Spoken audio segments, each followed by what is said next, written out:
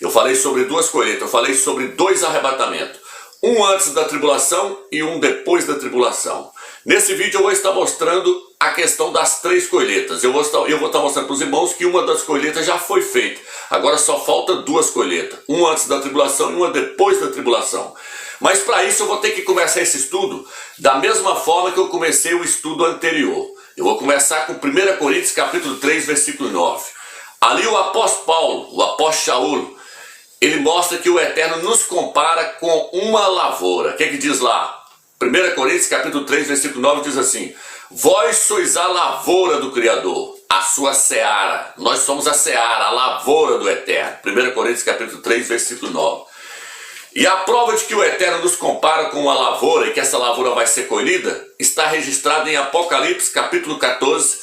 Ali diz que um semelhante ao Filho do Homem foi visto sobre uma nuvem, e ele estava com uma foice na mão. E um anjo veio e gritou: mete a foice, porque a seara da terra está madura. E então ele meteu a foice e a seara da terra foi colhida, foi ceifada. Só estou mostrando para os irmãos que o Eterno nos compara com uma lavoura e que essa lavoura vai ser colhida. Ali está dizendo que o Filho do Homem, Yahshua, vai fazer uma colheita. Aquela colheita ali é a colheita daqueles que não subirem no primeiro arrebatamento. Aquela colheita ali é a última colheita. Ela vai ser feita no final da tribulação. Vou estar mostrando isso para os irmãos daqui a pouco dentro das Escrituras. Então, meus irmãos, o Eterno, ele tem uma lavoura. E essa lavoura, ela é colhida de 3 vezes. A primeira colheita já aconteceu. Agora falta 2 colheitas para acontecer. Então o que eu quero trazer para os irmãos? O que eu quero trazer para os irmãos é o seguinte: essa lavoura do Eterno tem 3 coisas nelas que são colhidas. E cada uma dessas coisas representam algo. A primeira coisa que é colhida na lavoura do Eterno é o linho. A segunda coisa é a cevada. A terceira coisa é o trigo. Essas 3 coisas são colhidas na lavoura do Eterno: o linho, a cevada e o trigo. O linho já foi colhido, meus irmãos. Por quê? Porque a colheita acontece na ordem. Cada colheita acontece em uma ordem. O linho já foi colhido. Agora falta colher a cevada e o trigo. Romilson, o linho representa o quê? O linho representa Yahshua, o nosso Salvador. No livro de Ezequiel, capítulo 9, diz que o Eterno falou para um homem vestido de linho que trazia na sua roupa um estojo, que trazia na sua cintura um estojo. E com esse estojo ele saía marcando a testa daqueles que não seriam mortos em Jerusalém, aqueles que não estavam debaixo de idolatria. Esse homem vestido de linho é Yahshua. Só estou mostrando para os irmãos que o linho representa Yahshua. Por isso que no livro de Daniel, capítulo 10, versículo 5, e Daniel, capítulo 12, versículo 6, diz que Daniel viu um homem vestido de linho do outro lado do rio Eufrates. Aquele homem é Yahshua. É por isso que no livro de Apocalipse, capítulo 19, diz que os vencedores, quando eles estiverem voltando com Yahshua, eles vão estar vestidos de linho branco puríssimo. O linho branco representa a justiça de Yahshua. Lá fala a justiça, o ato de justiça dos santos. Porém, o ato de justiça dos santos, ele vem de Yahshua Mashiach. E Yahshua é o nosso linho. Então, meus irmãos, o linho é Yahshua. Agora a próxima colheita é a colheita da cevada. Depois vai acontecer a colheita do trigo. Ok, meus irmãos? E o linho, meus irmãos, ele era colhido e ele era moído. E depois ele era colocado para secar. Quem é que foi moído por nós? Yahshua Mashiach. No livro de Isaías 53 fala que ele foi moído por nós. Então, o linho ele era colhido e ele era moído e era colocado para secar para depois fazer o tecido. Então, Yahshua é a primeira colheita do Eterno. Essa colheita já aconteceu. Yahshua já veio, já voltou para o céu. Já aconteceu essa colheita. Agora, a próxima colheita que vai acontecer é qual, meus? A colheita da cevada. Depois, a colheita do trigo. Agora eu quero mostrar quando é que essas 2 colheitas vai acontecer. Como é que eu vou mostrar isso para os irmãos? Eu vou mostrar para os irmãos que essas 2 colheitas, elas vão acontecer cada uma em uma festa. O Eterno, meus irmãos, ele programou 3 festas para Israel cumprir elas. Muitos aí no YouTube falam muito de 7 festas. Fala da festa, fala da Páscoa, fala dos pães asmos, fala das primícias, fala de Pentecostes, fala da festa do tabernáculo, da festa das trombetas. Eles falam de 7 festas. O que eu vejo aí no YouTube é pessoas ensinando sobre 7 festas. Só que eu não quero falar sobre 7 festas. Por quê? Porque o Eterno não determinou para os judeus, para os ialdins, cumprir 7 festas. O Eterno deu ordem para eles cumprirem só 3 festas. Está registrado aqui, ó. Êxodo 23, versículo 14 e 17, Deuteronômio 16 e 16. Eu não estou falando que não tem as outras festas, não. Os judeus até comemoram as outras festas. Só estou dizendo que o Eterno determinou o cumprimento só de 3 festas. Essas 3 festas é que tem que ser cumprida. Elas têm que cumprir ainda, porque tudo que está no Velho Testamento são figuras, são sombras das coisas que haveriam de vir. Então cada uma dessas festas, dessas 3 festas, representam algo que tem que se cumprir, meus irmãos.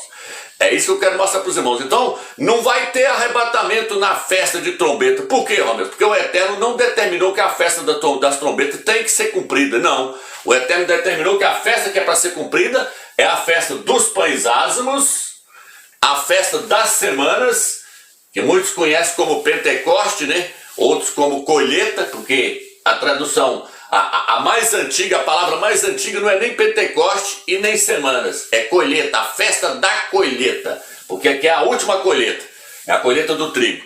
E a festa das tendas, a festa do tabernáculo. Onde está escrito isso, Romeu? Deuteronômio 16, versículo 16, o Eterno falou, vocês vão cumprir 3 festas no ano. 3 festas no ano. Aí o Eterno pega e fala o nome delas: pães asmos, semanas e tendas. O que faz a festa dos pães asmos ter início? É a Páscoa, é o sacrifício da Páscoa. Se você pegar 1 Coríntios capítulo 5, versículo 6 em diante, o apóstolo Paulo fala assim, ó: e Alxa é o nosso cordeiro pascual. Portanto, não deixemos de celebrar a festa dos pães asmos. Paulo fala sobre a festa dos pães asmos e fala sobre o sacrifício da Páscoa. Por quê? Porque a festa dos pães asmos, ela se inicia com o sacrifício da Páscoa no dia 14 para o dia 15 de Nissan. É o sacrifício da Páscoa, é no pôr do sol. Então o sacrifício da Páscoa dá início à festa dos pães asmos. Está entendendo, meus irmãos? Então, o que o Eterno determinou, meus irmãos?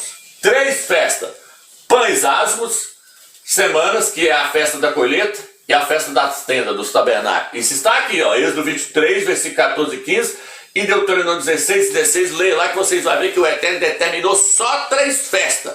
Esquece esse negócio de 7 festas aí, que isso aí é só para trazer confusão. Por isso que tem muitas pessoas ensinando aí que o arrebatamento vai acontecer na festa das trombetas. Hoje eu vejo com clareza, não vai acontecer na festa das trombetas.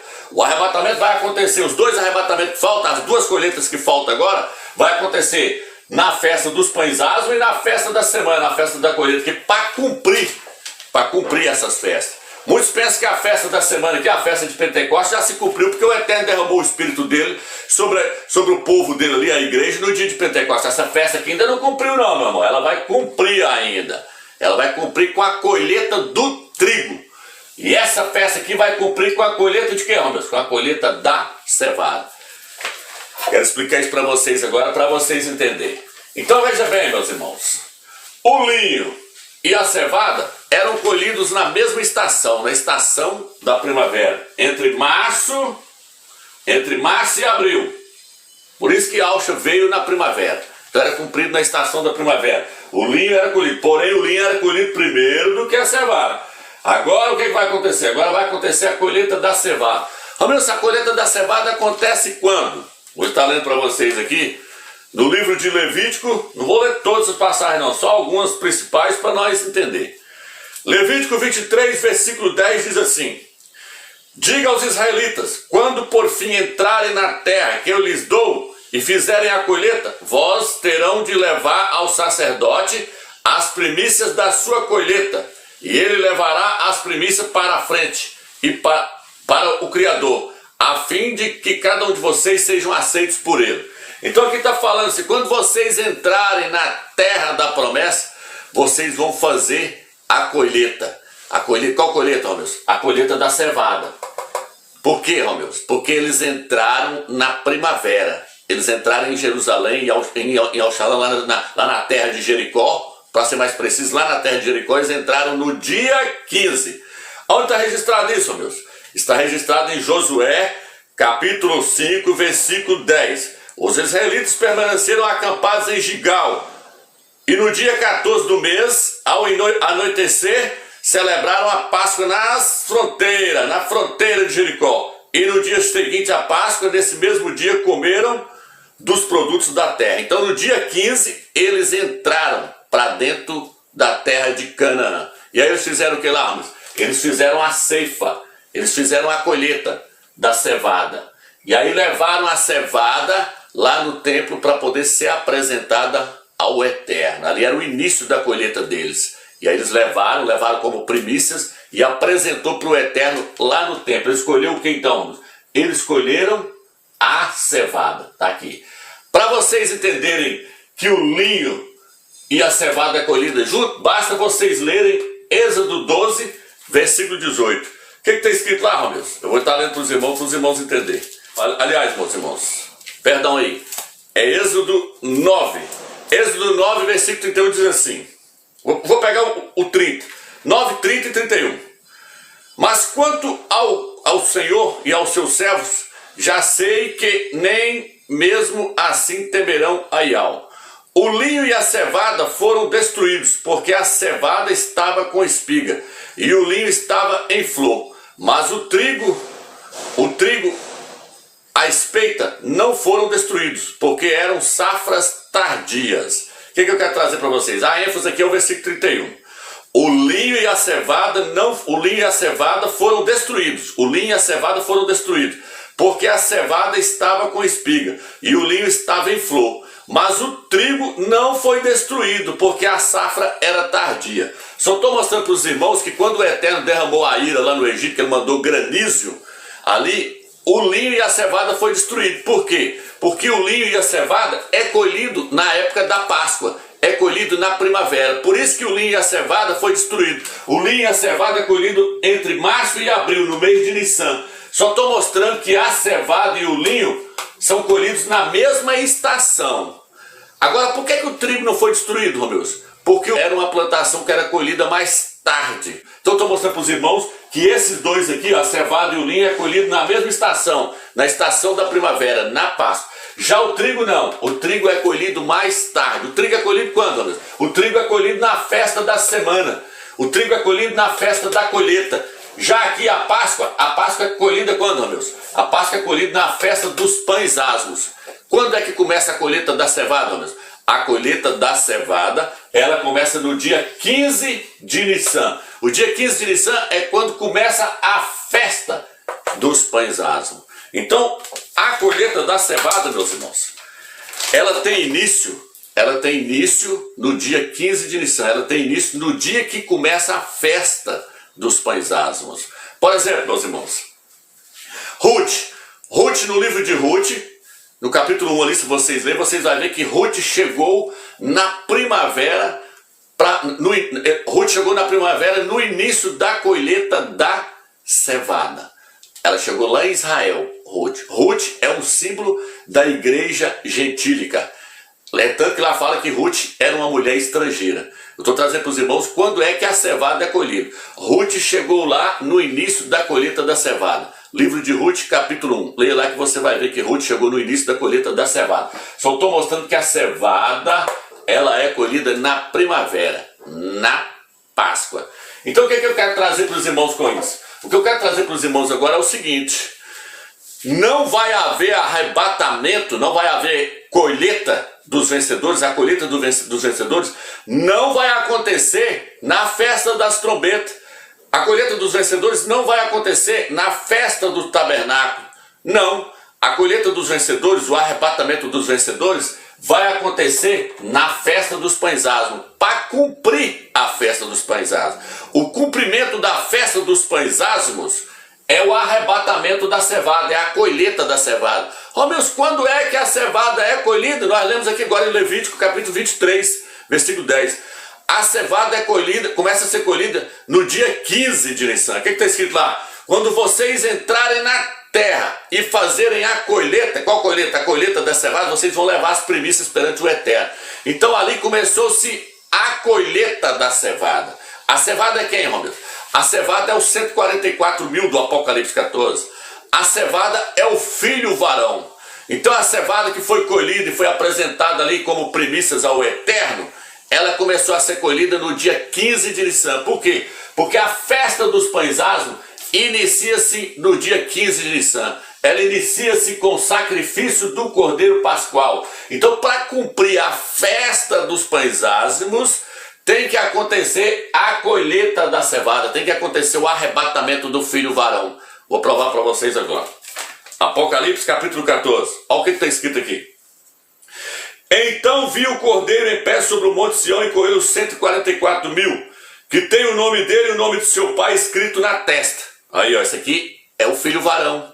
Esse aqui é os 144 mil, os vencedores que foram resgatados de toda a terra. Não tem nada a ver com 144 mil da tribo de Israel, viu, meus irmãos? Isso aqui são crentes que se tornaram vencedores em toda a terra, foram resgatados de toda a terra. Eles conhecem o nome do pai e o nome do filho. Agora vem, ouvi um som vindo do céu como o som de muitas águas e como o som de um forte trovão. O som que eu ouvi era como de cantores tocando as suas harpas ao cantar. Quem está tocando isso aqui, essas harpas aqui, é Yahusha. A voz de Yahusha é como a voz de muitas pessoas cantando junto.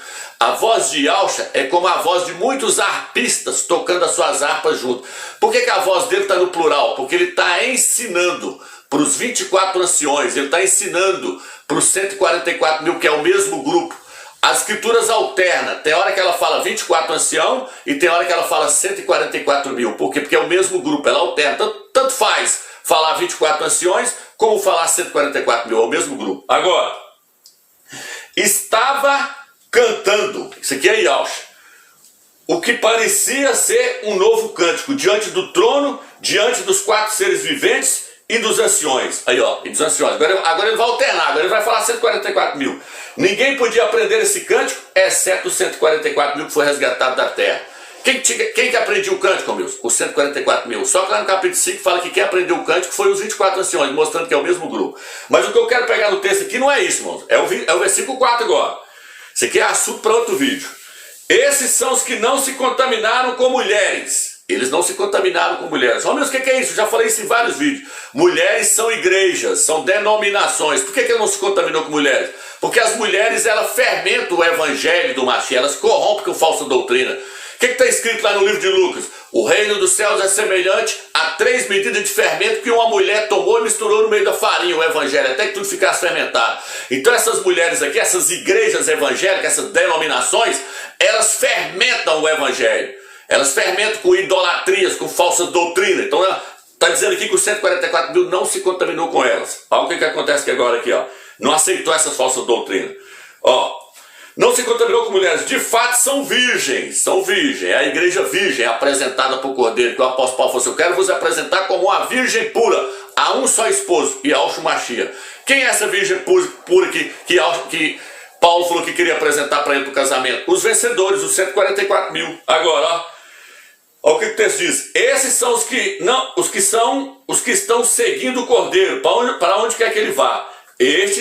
Estes são os que estão seguindo o Cordeiro para onde quer que ele vá. Foram comparados dentre os homens como primícias para o Criador e para o Cordeiro. Foram comprados como primícia. A cevada, Levítico capítulo 23, versículo 10 e 11, diz que a cevada foi apresentada ali como primícia. E é interessante que a cevada e Yahusha, o linho, são chamados de primícias. Os dois são chamados de primícias. Por quê? Porque os dois são colhidos antes do trigo. Se você ler 1 Coríntios capítulo 15, versículo 20, diz que Yahusha é a primícia dos que dormem. No versículo 23, fala da ressurreição, como é que ela vai acontecer. Fala, Yahusha, vírgula, as primícias, vírgula, depois os que são de Yahusha na sua volta. Porque vai haver agora 2 colheitas, vai haver 2 arrebatamentos e 2 ressurreições. Vai acontecer 2 colheitas e 2 ressurreições. A primeira ressurreição, ela acontece junto com a primeira colheita, que é a colheita da cevada. A segunda ressurreição, ela acontece junto com a colheita do trigo, junto com o arrebatamento que vai acontecer no final da tribulação. Não vou entrar nesse detalhe aqui para não trazer confusão para os irmãos, porque a meta aqui é mostrar a próxima colheita, quando ela vai acontecer. Quando é que vai acontecer a próxima colheita, Deus? A próxima colheita vai acontecer, ela tem início no dia 15 de Nissan. Por quê? Porque o Eterno falou, quando vocês entrarem na terra, eles entrou no dia 15 de Nissan, e fizerem a ceifa, fizerem a colheita. Qual colheita? A colheita da cevada. Então quando é que eles entrou? Eles entrou no primeiro dia da festa dos pães asmos, dia 15 de Nissan. Então não tem arrebatamento fora do dia 15 de Nissan, fora da Páscoa e fora da primavera não, meus irmãos. Vocês lembram agora, quando eu trouxe aquele estudo todo mostrando a revelação do Eterno, o ano passado, falando, ó, Israel é uma tipologia da igreja do Mashiach que está no Velho Testamento. É tanto que Israel é chamado de congregação, fala que a congregação se reuniu. Se você pegar essa Bíblia aqui e umas outras aí, vai estar escrito que lá no livro de 1 Coríntios, fala assim, lá na outra está assim, a igreja que está em Corinto, nessa aqui não, nessa aqui está a congregação que está na cidade de Corinto. Porque a palavra correta não é nem igreja, é congregação. Só estou mostrando que o Israel do Velho Testamento é uma tipologia da igreja de Yahushua do Novo Testamento. Então lá no Velho Testamento, o que aconteceu? Israel, a congregação do Eterno lá no Velho Testamento, foram libertos do Egito no dia 15 de Nissan. Está registrado no livro de Números, capítulo 33. Fala que eles saíram no dia 15 de Nissan. E eles entraram na terra do descanso, na terra lá de Canaã, no dia do descanso, no dia 15 de Nissan. Está registrado em Josué, capítulo 5, versículo 10 em diante. Eles entrou no dia 15. Então eles saíram no dia 15, entrou no dia 15. Como Israel é uma tipologia da igreja do Mashiach, como tudo que está no Velho Testamento são sombra das coisas que há de vir, isso está registrado no livro de Colossenses, são sombra das coisas que há de vir, nós temos que apegar isso para nós. Israel era a congregação do Eterno no Velho Testamento, uma figura, um tipo da igreja do Mashiach. Faraó era um tipo de Satanás, representava Satanás. O Egito representava o mundo. Moisés representava Yahushua, o nosso líder. É tanto que lá fala assim, eles saíram do Egito, foram batizados, foram emergidos em Moisés. Olha aí, ó, comparando Moisés com Yahushua. Por quê? Porque no livro de Gálatas, capítulo 3, versículo 27, diz que nós fomos batizados, fomos emergidos em Yahushua. Fomos emergidos em Yahushua. A tipologia é tão tremenda que quando Moisés morre, aí vem outra pessoa para simbolizar Yahushua, para tipificar Yahushua. Qual é a pessoa que veio agora? Josué. Josué é que passou a liderar o povo. Quem é que introduziu o povo na terra de Canaã? Josué. Quem é que vai introduzir os filhos do Eterno lá na glória? Yahushua, o Mashiach. É tanto que o nome Josué no Velho Testamento está errado. O nome não é Josué, na nossa Bíblia está errado. O nome original é Yahushua. É o mesmo nome do Salvador. E ele tipificava Yahushua perfeitamente, porque não mostra nenhum defeito dele.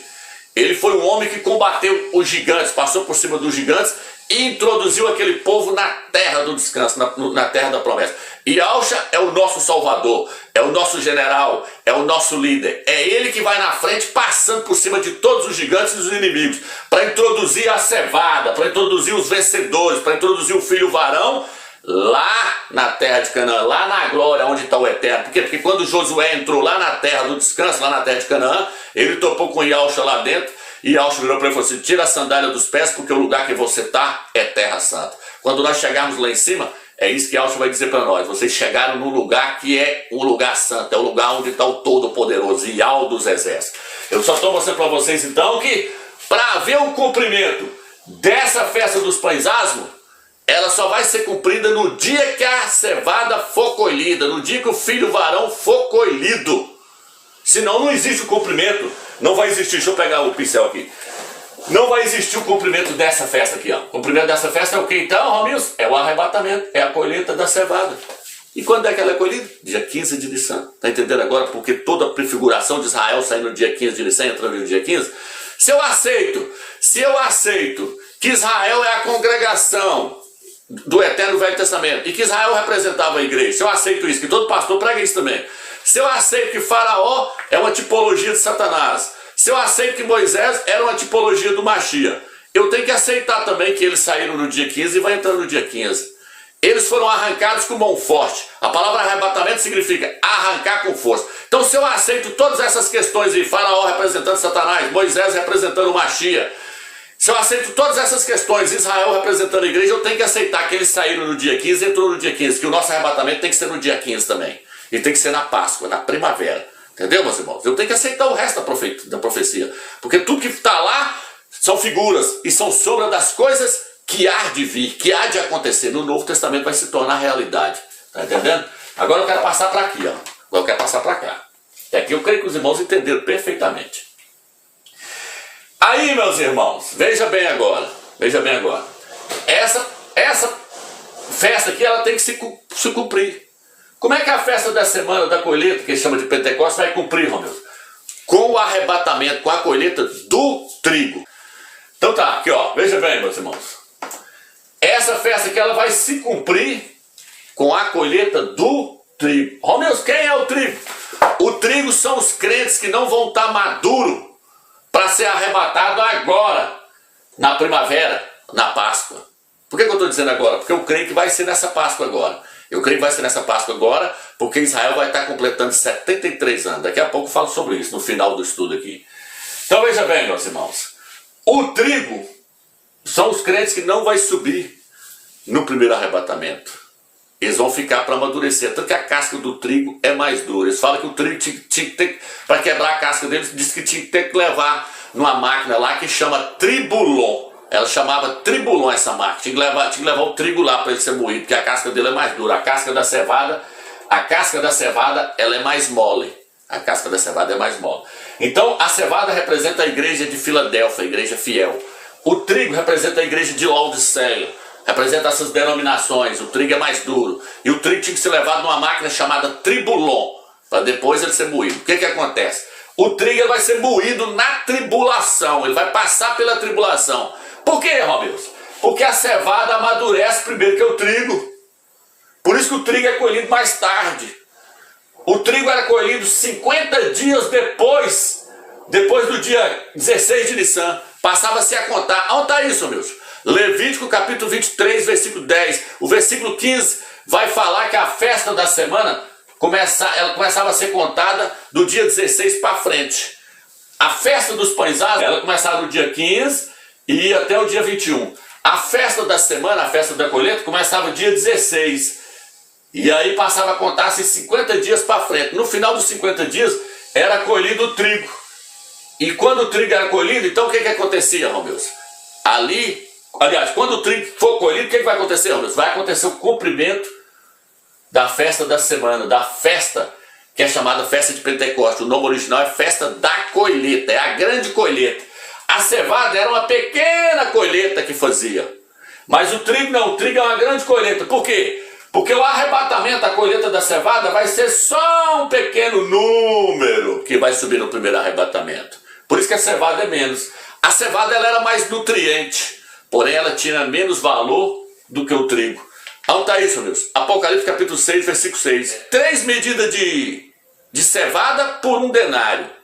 E 1 medida de trigo por 1 denário. Mostrando que o trigo tinha mais valor. O trigo, na verdade, ele tem mais valor aqui na terra. Quem tem valor é a igreja de Laodiceia. A igreja de Filadélfia não tem valor nenhum. Por quê? Porque a igreja de Laodiceia ela é representada pela cevada. Só que a cevada era mais nutriente. E a cevada, ela pode não ter valor para as pessoas, mas para o eterno ela tem um grande valor. A igreja de Filadélfia ela pode não ter valor no mundo aqui, mas para o eterno ela tem um grande valor. Por isso que Alcivalor falou, vocês têm pouca força. Mas para quem que ele falou que é o arrebatamento? Para ela, ele falou, porque guardasse a minha palavra na perseverança, eu também te guardarei da hora da tribulação que há de vir sobre o mundo inteiro. Então Yahshua vai tirar a cevada, Yahshua vai tirar a igreja de Filadélfia antes de iniciar a tribulação. E ele vai deixar a igreja de Laodiceia, vai deixar o trigo para ser colhido no final da tribulação.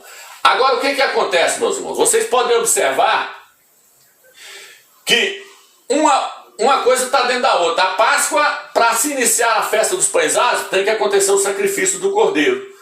E para iniciar a festa da colheita, tem que iniciar-se a festa dos pães asmos. A festa da colheita inicia-se dia 16. A festa dos pães asmos, dia 15. E a festa da colheita, A festa da semana, ela durava 50 dias. Por isso, festa das semanas é porque são 7 semanas. Está registrado lá no livro de Levítico, capítulo 23. São 7 semanas, são 50 dias. Só estou mostrando para os irmãos que isso aqui está tudo um dentro do outro. Aqui, ó. Tudo dentro um do outro. Ó. Um está dentro do outro. Por que está tudo um dentro do outro, meus?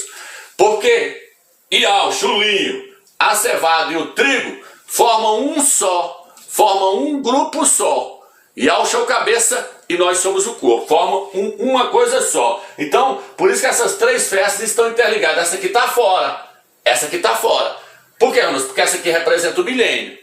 Isso aqui está onde? Isso aqui está no Apocalipse, Zacarias 14, 16, 17. Fala que todos os anos, no milênio, as pessoas vão ter que subir a Jerusalém para adorar o Eterno. Está relacionado mais com os judeus, com a igreja também. Porém, aqui está falando que quando todas as coisas tiverem sido guardadas, quando tudo tiver sido restaurado, porque a festa das tendas, ela é o agradecimento por todas essas colheitas aqui, ó.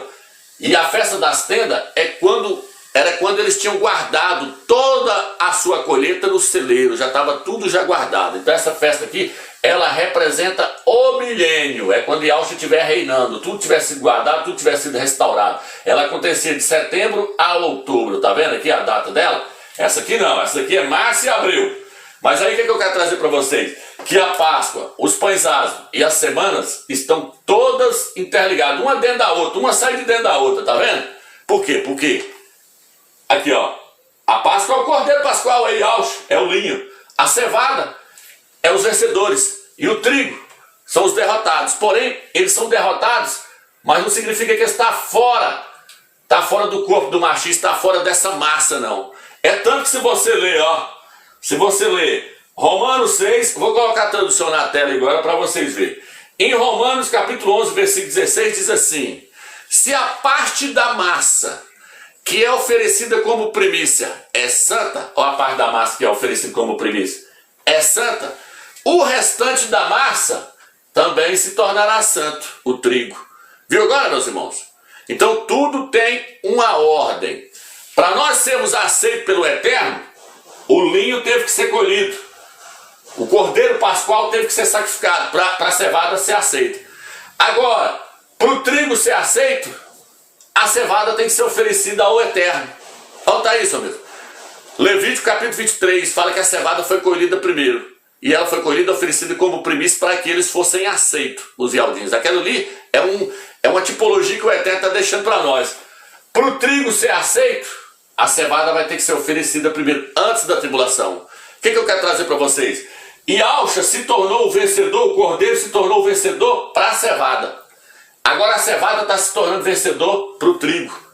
Está entendendo, meus irmãos? Então Romanos capítulo 11, versículo 16. Vou colocar 2 traduções aí para vocês verem. Na tela aí para vocês verem. Então Romanos está lá. Se a parte da massa, a cevada, é santa, o restante da massa, o trigo, os crentes que ficou para trás, vai se tornar santo. Quando, Roberto? Na tribulação. Então, meus irmãos, é seríssimo quando eu digo para vocês que o crente tem que chegar à maturidade. Paulo virou no livro de Efésios e falou assim: eu quero que vocês não sejam como criança, levados por todo o vento de doutrina. Vocês devem chegar à estatura do perfeito varão. Efésios 4, versículo 13. O que é chegar à estatura do perfeito varão? É chegar à maturidade. Algumas traduções falam desse jeito: eu quero que vocês cheguem à maturidade do perfeito varão. Então o crente ele tem que amadurecer, ele tem que crescer espiritualmente, para ele poder fazer parte da cevada. Porque na hora que Ialcha for colher agora, ele só vai colher aquilo que está maduro.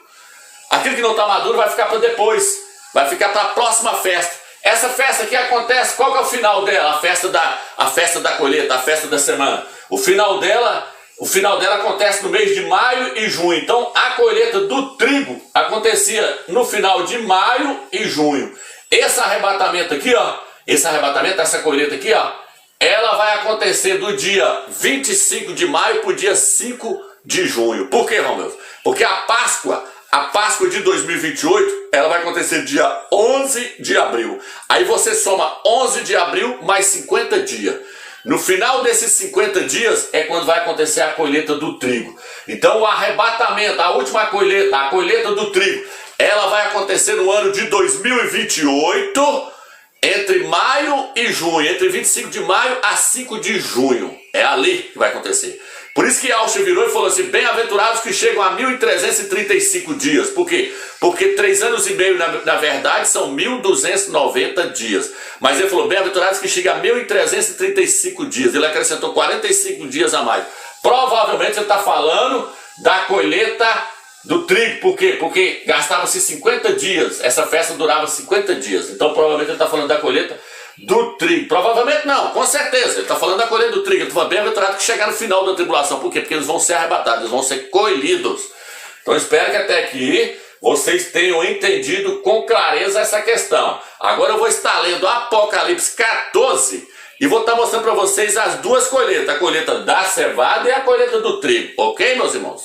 Então vamos lá, vou mostrar agora, vou mostrar para os irmãos agora essas duas colheitas, a colheita da cevada e a colheita do trigo. Vou estar mostrando para os irmãos agora. Apocalipse capítulo 14, diz assim. Lá no Velho Testamento também mostra, Levítico capítulo 23 mostra, mas aqui mostra com mais clareza, Apocalipse 14. Então viu o cordeiro em pé no Monte Sião, e com ele os 144 mil, que tem o nome dele e o nome de seu pai, escritos na testa. 144 mil aqui é a cevada. Ó, vou ler o versículo 4. Esses são os que não se contaminaram com mulheres, de fato são virgens. Esses são os que estão seguindo o cordeiro, para onde quer que vá. Foram comprados, alguns outros falam, foram resgatados. Primícias para o Criador e para o cordeiro. Tá vendo aí, meus irmãos? Então está falando que os 144 mil foram resgatados. Ou seja, houve uma colheita. E essa colheita aqui aconteceu o quê, Romeus? Eles foram levados para o Monte Sião. Quando aconteceu o primeiro arrebatamento agora, a primeira colheita agora, a colheita da cevada, a colheita dos vencedores, dos 144 mil, eles vão direto para o Monte Sião. Para quê, Romeus? Para fazer uma festa. Por isso que fala lá no livro de Hebreus, capítulo 12, versículo 22. Fala que viu a igreja qual é a igreja? A igreja fiel, a igreja de Filadélfia, não é a igreja infiel, não é a igreja de Laodiceia, não. Viu a igreja fiel em festa no céu, no Monte Sião. É os 144 mil, em festa no céu. A igreja fiel vai direto para o Monte Sião. Quer que vocês gravem isso? Direto. É igual o filho varão do Apocalipse 12, que é o mesmo grupo. O que está escrito lá? A mulher que é a igreja, que não tem nada a ver com Israel. Muitos falam que é Israel, não é Israel. A mulher é a igreja infiel. Ela vai dar a luz ao filho varão. A igreja infiel vai dar a luz à igreja fiel. Aí o que acontece? Lá fala assim, Apocalipse 12, versículo 5. E o filho varão foi arrebatado para o seu trono. O filho varão não é Jesus, não é Yahshua, não é Yahshua. O filho varão é um grupo de vencedores, é os 144 mil. É tanto que no versículo 11 fala assim, eles quem? O filho varão, está no plural. Eles o venceram graças ao sangue do cordeiro. Venceu quem? Venceu a Satanás, venceu o mundo. Graças ao sangue do cordeiro, porque não amaram a sua vida da alma até a morte. Então fala, mas o importante que é isso, ó, o filho varão foi arrebatado para o trono. Ele não é arrebatado para as nuvens não, irmãos. Ele é arrebatado para o trono, para o Monte Sião. Ele vai direto para lá. Esse é o primeiro arrebatamento, essa é a primeira colheita. Na primeira colheita, ela já é colhida lá direto para o templo. Ela vai direto para o templo do Eterno, ela vai direto para o Monte Sião, direto para o trono. Essa é a primeira colheita. Agora, irmãos, o que vai acontecer então quando eles forem resgatados como primícia? Quando a cevada for colhida como primícia? O que vai acontecer, irmãos? Aí vai começar o versículo 6 agora. Vi outro anjo voando pelo meio do céu e ele tinha as boas novas eternas para declarar aos que moravam na terra. Aí vai começar a pregar o evangelho para todos que habitam na terra. Ele dizia em alta voz, temam o Criador e dê-lhe glória, porque chegou a hora do seu julgamento. Assim adorem aquele que fez os céus e a terra. Ele vai pregar para adorar aquele, não é para adorar a trindade, não, três, não é para adorar aquele que fez os céus e a terra, e ao dos exércitos. Foi ele que fez, por meio de Yahshua. A seguir veio outro anjo, o segundo dizendo, caiu a grande Babilônia, aquela que fazia todas as nações beber do vinho da paixão da sua prostituição. Aqui agora já entrou para dentro da tribulação. Depois que acontece o arrebatamento, começa a tribulação, o arrebatamento, a colheita do cevado. Só estou mostrando para os irmãos que começou a tribulação. Aí ele vai dizer, caiu a grande Babilônia. A Babilônia aqui é todo o sistema da cristandade, do cristianismo. Caiu as denominações evangélicas, caiu a igreja católica, caiu esse sistema que enganou todas as nações durante muito tempo, pregando trindade, pregando esse nome pagão Jesus, que significa porco, Tudo isso vai cair na tribulação, porque as duas testemunhas vão vir pregar lá em Israel e a voz dela vai alcançar o mundo inteiro, através da televisão e através da internet. E elas vão pregar o quê? Ial e Yaush. Porque Ial já é conhecido lá hoje. Hoje é conhecido Ial. Benjamin Netanyahu. By the Prime Minister of the State of Israel, Mr. Benjamin Netanyahu. ההגמוניה תגיד שזה משפט נתניהו. Então o nome Ial já é conhecido lá hoje. Filho da mão direita de Ial. Né? Nehiskial, Ezequias. O nome Ial já é conhecido. Vai pregar Ial e Yaush. Aí vem, só estou mostrando que a tribulação começou. Agora, para depois eu falar dessa colheita aqui, tá? Vamos chegar lá nessa colheita aqui, gorinha. Então vamos lá. Outro anjo seguiu o terceiro dizendo em alta voz: se alguém adorar a besta, versículo 9, e a sua imagem receber uma marca na testa ou na mão, beberá também do vinho da ira do Criador. Está falando agora da marca da besta, está falando da imagem da besta. Está vendo que entrou para dentro da tribulação? Entrou para dentro da tribulação. Aí vem agora, a fumaça do 11, a fumaça do tormento dele subirá para todo sempre. Quem adorar a imagem vai ser jogado dentro do lago de fogo. Agora eu vou pegar aqui agora o versículo 13. Aqui, ó. E ouvi uma voz vinda do céu dizendo: escreve, felizes os mortos que desde agora morrem no Salvador. Tal, beleza. Agora o 14. Vi então uma nuvem branca, e sobre a nuvem estava assentado alguém semelhante a um filho de homem, Yahusha, com uma coroa de ouro na cabeça, porque ele é o rei, e uma foice afiada na mão. Ele tinha uma foice. A foice é para quê? A foice é para colher. Agora ele vai colher o quê, Romilson? Ele vai colher a cevada? Não, já foi colhida, ela é as primícias que foi colhida logo no capítulo 14, versículo 4, é os 144 mil, já aconteceu a colheita da cevada. Então ele vai colher o que agora, Romilson? Depois da tribulação ele vai colher o trigo, que agora já está maduro. Agora ele amadureceu. Amadureceu com o quê, Romilson? Ele amadureceu com a tribulação vai fazer amadurecer na marra. Por isso que eu falei com vocês que o trigo era levado na máquina chamada tribulon. Vai ter que passar pela tribulação, os crentes que não subiram no primeiro arrebatamento. É a igreja que vai ficar para trás. A mulher, a igreja deu à luz ao filho varão, a cevada, e ela foi arrebatada para o trono. Depois vem a tribulação. Ela fugiu para o deserto. A mulher fugiu para o deserto. Agora, aí vem agora, versículo 14. Estava sentado alguém semelhante ao filho de homem, com a coroa na cabeça e com a foice na mão. O 15.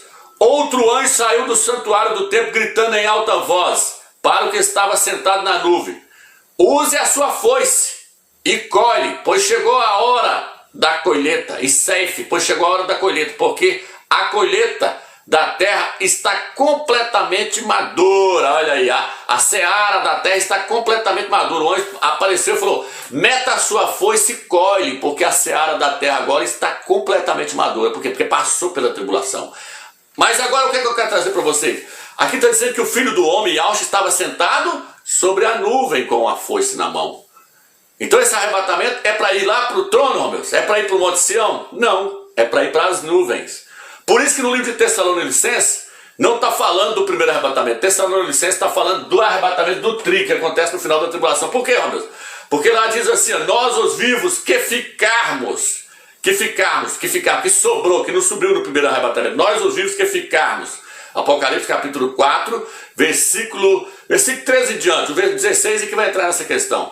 Nós os vivos que ficarmos, o apóstolo Paulo falando, seremos arrebatados para encontrar o Salvador nas nuvens, para o encontro dele nas nuvens. Então, no primeiro arrebatamento da cevada, a pessoa vai direto para o trono, que é o arrebatamento do filho varão, vai direto para o Monte Sião, que é os 144 mil.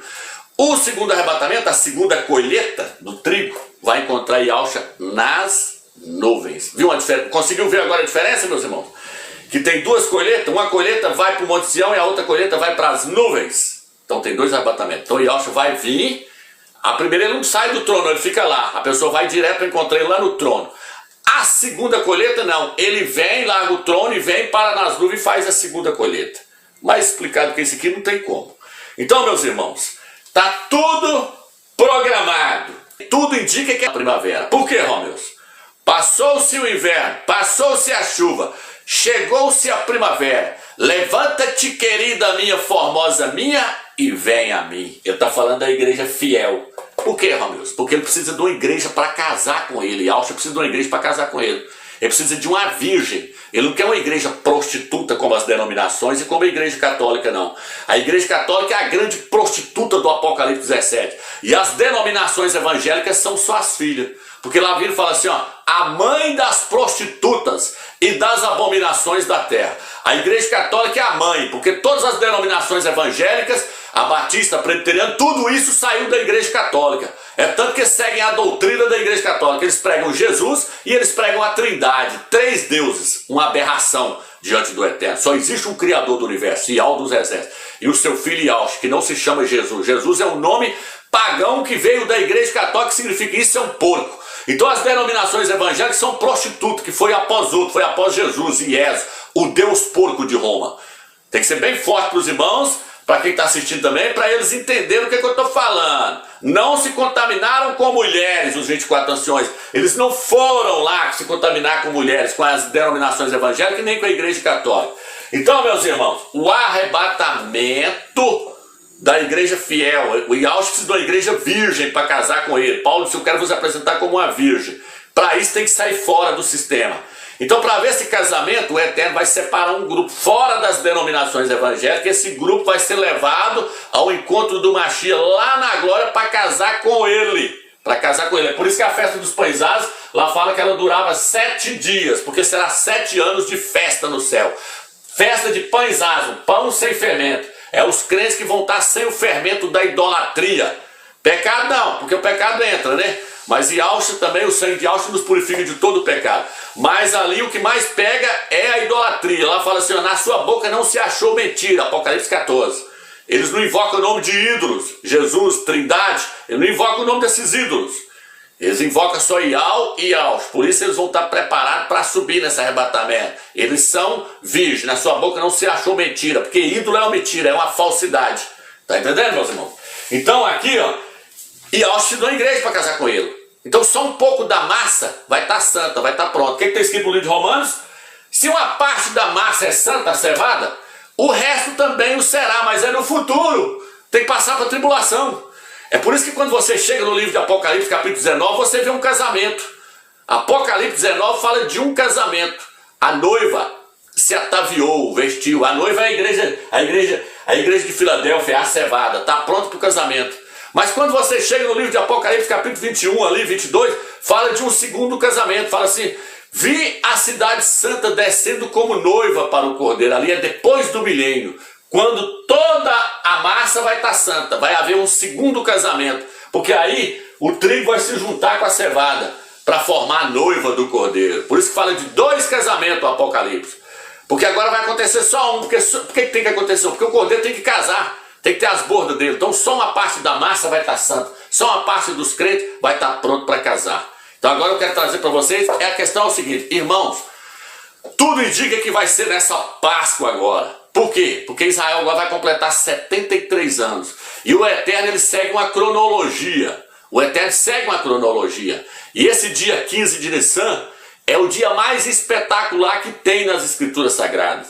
O dia 15 de Nissan provavelmente foi o dia que o Eterno vestiu Adão e Eva com a pele do Cordeiro. O dia 15 de Nissan provavelmente era o dia que Abraão ia sacrificar Isaac, que é uma tipologia de Yalcha. Quando Isaac estava com aquele feixe de lenha, carregando aquele feixe de lenha, simboliza Yalcha carregando madeira por nós, e Abraão simboliza o Criador, o Pai, o nosso Criador Pai, Yal, que deu o seu filho para morrer por nós. Então Abraão simbolizava o pai, Isaac simbolizava o filho, e Yalcha que ia ser sacrificado. Porém, aquele sacrifício provavelmente ia acontecer no dia 15 de Nissan. O Eterno permitiu, providenciou para ele um cordeiro, que o cordeiro na verdade ia vir, que é o verdadeiro cordeiro é Yalcha. Depois, a libertação do povo de Israel no dia 15 de Nissan, lá na Terra Santa. Foi a libertação deles, saindo do Egito. Nós vamos sair do Egito, sair daqui. No dia 15, tudo indica que é no dia 15. E eles entraram na terra do descanso no dia 15. As 70 semanas, o decreto foi no mês de Nissan, e provavelmente no dia 15 de Nissan. E Yalcha morreu no dia 15 de Nissan. Ali, os judeus, os Yaldins, romperam com o Eterno quando eles mataram o filho dele. Espiritualmente, eles romperam com o Eterno. Agora, fisicamente, o Eterno cortou a figueira, Israel, no dia 15 de Nissan. No dia 15 de Nissan, no mês de Nissan, os romanos chegaram lá na guerra de Massada, lá em Israel, onde estava tendo a última resistência dos judeus, dos Yaldins, no monte de Massada. O Eterno providenciou, porque o Eterno segue uma cronologia. Eles poderiam ter chegado em qualquer mês do ano. O ano tem 12 meses, mas eles chegaram no mês certo, no mês de Nissan. E eles poderiam ter cortado a figueira, ter destruído Israel em qualquer dia em qualquer um dos 30 dias de Nissan, mas não. Eles entraram lá dentro mesmo, conseguiu adentrar lá dentro do monte, subir o monte, adentrar o Monte Massada no dia 15 de Nissan, porque o Eterno segue uma cronologia. O Eterno falou, vocês rejeitou o meu filho no dia 15 de Nissan, a figueira vai ser cortada agora, vocês vão ser cortados no dia 15 de Nissan. Então, meus irmãos, tudo nos mostra que a tribulação vai começar agora, dia 15 de Nissan, na Páscoa, quando aconteceu o arrebatamento da cevada. Tá entendendo? Por quê, Romeus? Porque a cevada era colhida no primeiro dia da festa dos pães asmos, no dia 15 de Nissan. Igual o Flávio José falou, eles entraram, os romanos entraram lá no primeiro dia da festa dos pães asmos, no dia 15 de Nissan. Então esse dia 15 de Nissan é tremendo. Eu acredito que vai ser esse ano, meus irmãos. Por quê? Porque senão a parábola da figueira vai cair em descrédito. A parábola da figueira é uma das profecias mais tremendas que tem dentro das Sagradas Escrituras. É a espinha dorsal de todas as profecias. E uma parte dela já se cumpriu quando o Eterno expulsou Israel para fora deles, e expulsou Israel, cortou a figueira, expulsou para fora do país deles, e falou com eles, no final dos tempos eu vou trazer vocês de volta. E Yahshua virou e falou assim, fica de olho aí no brotar da figueira. Israel falou, e Yahshua falou assim, quando o brotar da figueira acontecer, essa é a última geração. Ele falou, em verdade, vou dizer, não vai passar essa geração. Lá atrás o Eterno mostrou que uma geração é de 73 anos, quando ele cortou a figueira. O Eterno cortou a figueira no ano de 73 depois de Yahshua, no dia 15 de Nissan. Agora Israel está completando 73 anos. E Yahshua falou, não vai passar essa geração. Então, como os irmãos viram aí, o Eterno nos deu a revelação de que o arrebatamento ele tem que acontecer no dia 15 de Nissan. Por quê? Porque o Eterno nos revelou que Israel saiu no dia 15 de Nissan do Egito e entrou no dia 15 de Nissan na terra do descanso. O Eterno nos mostrou que no dia 15 de Nissan foi feita a colheita da cevada. E o Eterno nos mostrou que cada dia 15 de Nissan iniciava-se uma semana de Daniel e terminava-se uma semana. Então, ou seja, a última semana ela vai iniciar-se no dia 15 de Nissan. Agora o que eu quero trazer para os irmãos? Eu quero trazer uma outra grande revelação que o Eterno nos deu, mostrando que o arrebatamento dos vencedores, ele tem que acontecer no dia 15 de Nissan. E eu vou fazer uma comparação de uma história que está registrada no livro de Êxodo com o livro de Apocalipse. Nós vamos interligar esses dois livros agora para vocês entenderem que o arrebatamento dos vencedores, ele tem que acontecer no dia 15 de Nissan. Veja bem, meus irmãos, vocês já pararam para pensar que a praga 10ª do Egito, a praga dos primogênitos ali que o Eterno trouxe 10 pragas sobre o Egito ali. Mas a última praga que caiu sobre o Egito foi a morte dos primogênitos dos egípcios. Vocês já pararam para pensar por que o Eterno colocou a morte dos primogênitos dos egípcios como sendo uma daquelas 10 pragas? Vocês já pararam para pensar sobre isso, meus irmãos? Aquilo não está ali por acaso. E é isso que eu quero trazer para os irmãos entenderem. Então veja bem, meus irmãos, a 10ª praga que o Eterno mandou sobre os egípcios foi a morte dos seus primogênitos. E aí eu quero trazer para os irmãos o seguinte: antes de Israel sair do Egito e ir em direção à terra de Canaã, o Eterno trouxe o livramento dos primogênitos de Israel. O Eterno falou com Moisés: Moisés, você vai matar o cordeiro, vai sacrificar o cordeiro e vai passar o seu sangue nos umbrais das portas. E aí o anjo da morte vai passar, mas vai acontecer o quê? Vai haver o livramento dos primogênitos de Israel. Porém, os primogênitos dos egípcios irão morrer. Por quê? Porque eles não tinham o sangue do cordeiro nos umbrais das portas. O anjo da morte ia passar, mas a casa que tivesse o sangue do cordeiro nos umbrais das portas, não iria morrer nenhum daqueles primogênitos. E isso aconteceu. Morreram todos os primogênitos dos filhos dos egípcios. Inclusive o filho do faraó, seu primogênito, ele morreu. Então, meus irmãos, veja bem o que eu quero trazer para os irmãos. Eu mostrei vários vídeos meus que o filho varão do Apocalipse 12, ele é o primogênito. Ele é o primogênito que vai ser arrebatado antes da tribulação. O filho varão do Apocalipse 12 é o primogênito. O primogênito é o filho mais velho, é aquele que é mais maduro. Então veja bem, irmãos, eu quero trazer essa história para os irmãos ver a revelação do Eterno, quanto ela é tremenda. Então tudo que está no Velho Testamento são sombra das coisas que há de vir. Lá no Egito teve o livramento dos primogênitos graças ao sangue do cordeiro. Em Apocalipse capítulo 12, versículo 11 diz assim: eles o venceram graças ao sangue do cordeiro. Lá eram vários primogênitos que foram livrados. Em Apocalipse usa-se a palavra no plural. eles o venceram graças ao sangue do Cordeiro. Lá tinha o Cordeiro. No Novo Testamento, em Apocalipse também, em Apocalipse 12, aparece o Cordeiro. Então veja bem, meus irmãos, tudo que está lá no Velho Testamento, no livro de Êxodo, está no livro de Apocalipse.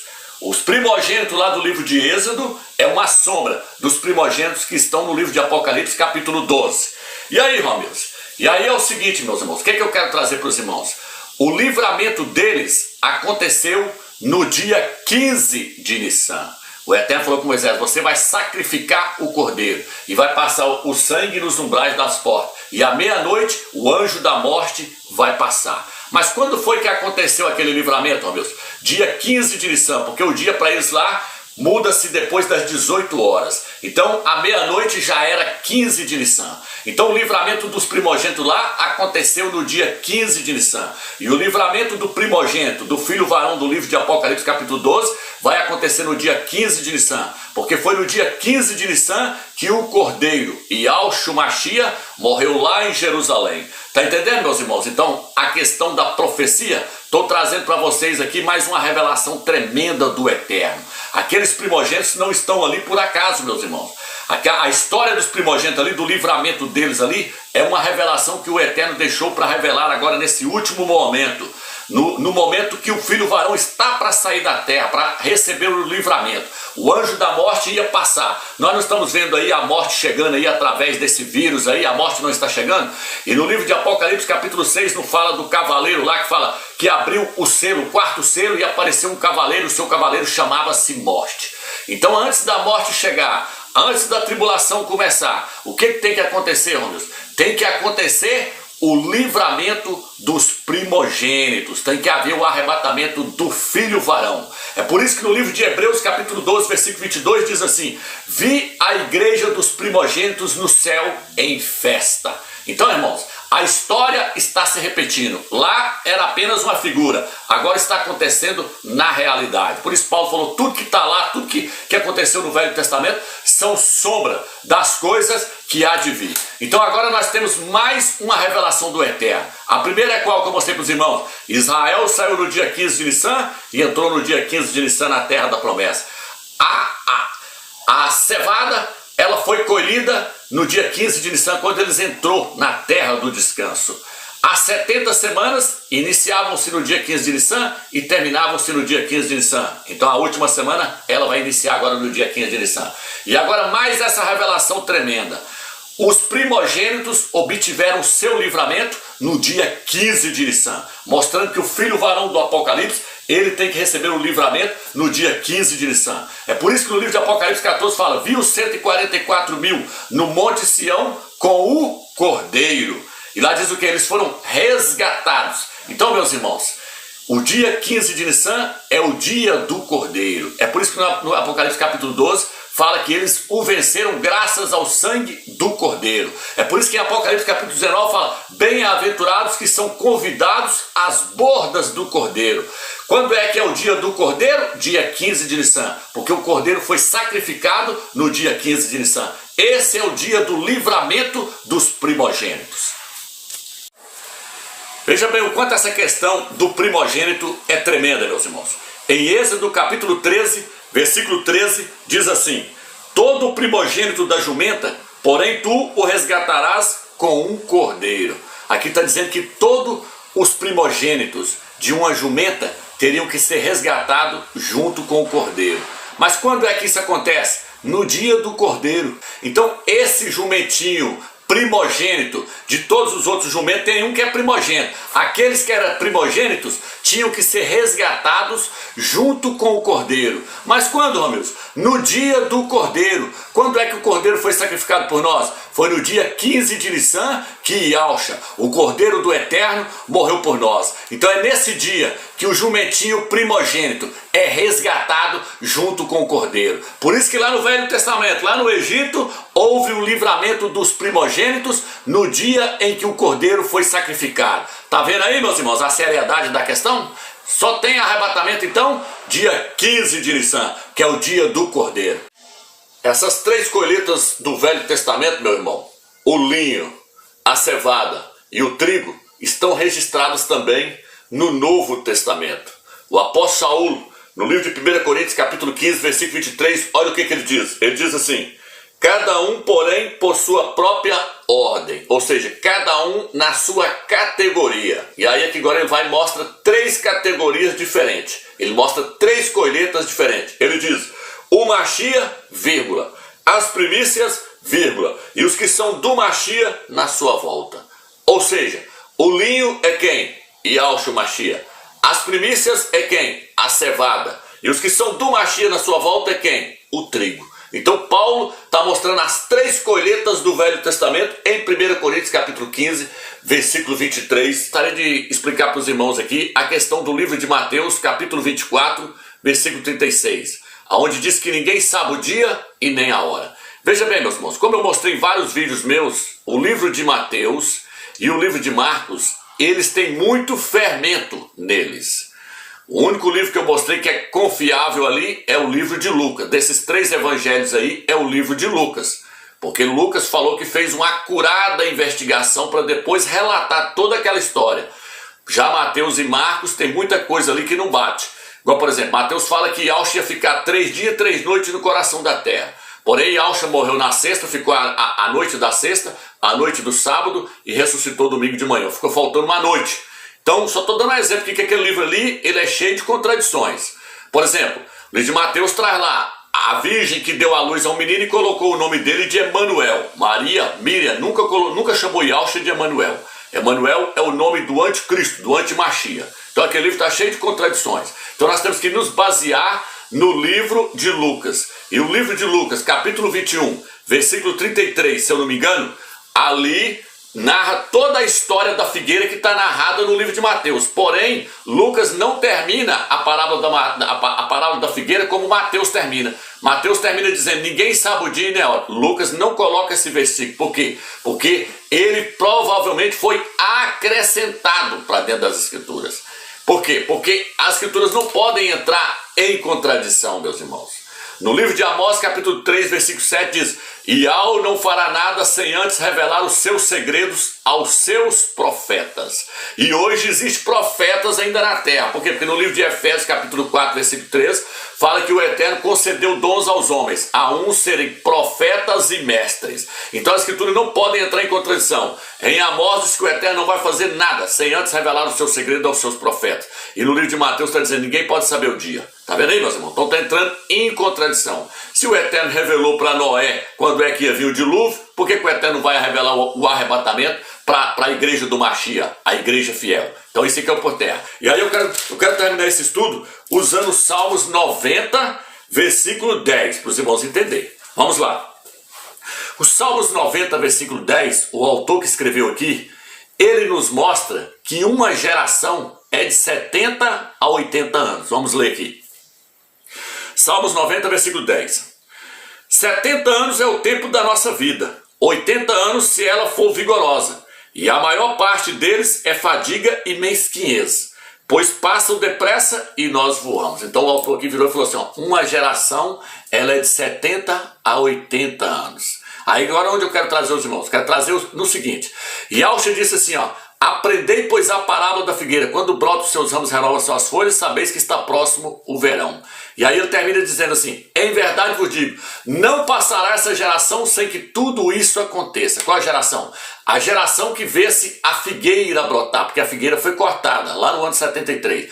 Mas a figueira que vê essa geração brotar, que ela brotou no ano de 1948, ele falou, essa geração não vai passar sem que tudo isso aconteça. Tudo isso o quê? Ele estava falando de terremoto, de pragas, estava falando de várias coisas. Estava falando da imagem da besta ser introduzida lá dentro do templo. Ele falou do sol escurecer e ele voltar nas nuvens com grande poder e glória. Então Yahushua falou assim, ó, todas essas coisas que eu narrei para vocês aqui, tudo isso tem que acontecer dentro de uma geração. Ou seja, tudo isso tem que acontecer dentro de 80 anos. Inclusive a sua volta na glória tem que acontecer dentro de 80 anos. Por quê? Porque uma geração, a própria escritura está falando que uma geração é de 70 a 80 anos. E aí vai acontecer o que agora então, homens? Vai acontecer que agora Israel vai completar 73 anos. Vai ficar faltando então o tempo exato de uma semana. Vai ficar faltando a última semana, a semana de número 70. O tempo exato de uma semana vai ficar faltando agora. Tá entendendo, meus irmãos? Então, é por isso que nós cremos que o arrebatamento vai acontecer agora no dia 15 de Nissan. Tá entendendo, meus irmãos? Porque aí se inicia a última semana, a semana de número 70, que está registrado no livro de Daniel, capítulo 9, versículo 24 e 27. Então, meus irmãos, tudo nos leva a crer que vai ser agora. E olha o quanto que essa parte aqui, esse capítulo é tremendo. Olha o que diz aqui, ó. 70 anos é o tempo da nossa vida. 80 anos se ela for vigorosa. E a maior parte deles é fadiga e mesquinhez. Pois passamos depressa e nós voamos. O que é isso, nós voamos? Ele está falando que no final dos 80 anos, vai haver mais um arrebatamento. As pessoas vão voar para encontrar o Salvador lá nas nuvens. Então aqui quando ele fala, passou disso aí, nós voamos. Ele está mostrando o segundo arrebatamento. Ele está dando aqui uma profecia. Segundo arrebatamento que acontece no final da tribulação.